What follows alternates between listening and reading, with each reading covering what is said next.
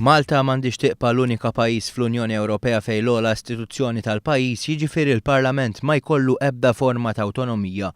Għal dan l-Speaker Anġlu Farrugia meta kienet jitkellem f'okkażjoni maħsuba biex tfakkar il-ġrajja tas-7 Ġunju.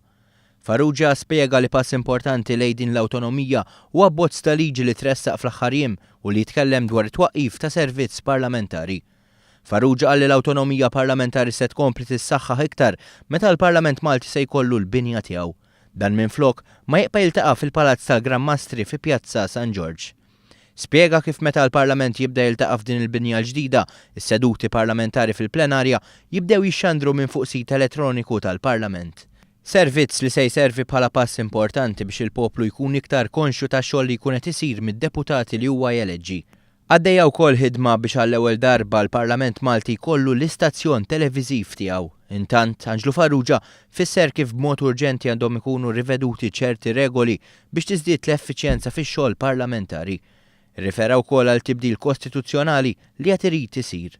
Fl-istess ħin irrikonoxxa li diġà sar tibdil importanti anke permezz ta' emendi mresqa fil-Parlament minn membri parlamentari b'mozzjonijiet privati.